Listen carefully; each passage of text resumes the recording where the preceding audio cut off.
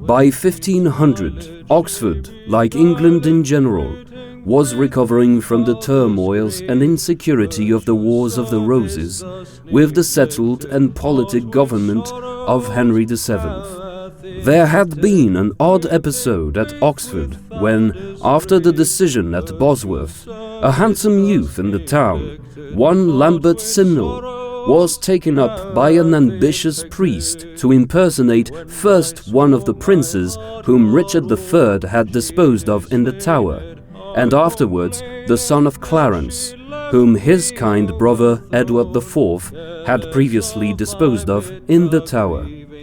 Henry VII was able to produce Clarence's son and show him publicly, though people's foolery in the matter was not ended, particularly in Ireland, bent on taking whatever opposite line came to hand, until lives were lost on the battlefield of Stoke in 1487.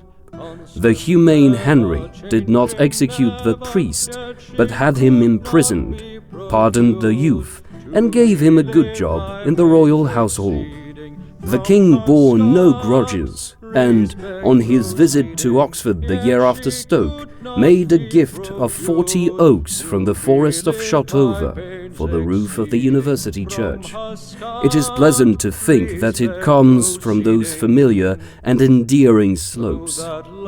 Immeasurably more important was the new impulse coming from Italy, which we recognize under various names: the New Learning, the revival of letters, humanism, the Renaissance, to give renewed inspiration to the university, a fresh direction to the intellectual life of the country.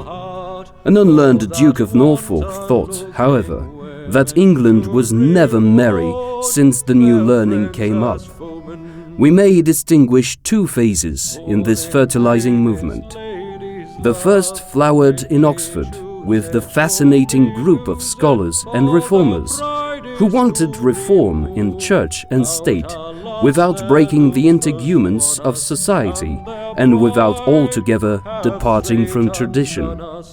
This group formed a circle around two men of genius, Erasmus and More, and included such gifted men as Linacre and Colet, with others who made signal contributions to the life and scholarship of the time. In the next generation, this vital impulse was carried to Cambridge, where, with younger men, it became Protestant. There was such a thing as Protestant humanism, and again Erasmus was a link. He spent more time at Cambridge, though he was not happy there.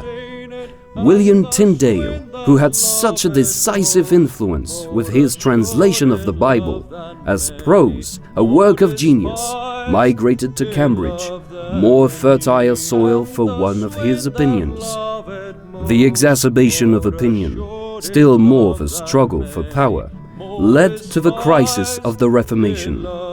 During the ulcerated middle decades, with chops and changes, hangings and burnings, the hopes of humanism, of rational and moderate reform, became submerged until the settlement of Elizabeth's reign and the long internal peace enabled them to bloom again, with the utmost creativity in drama and literature.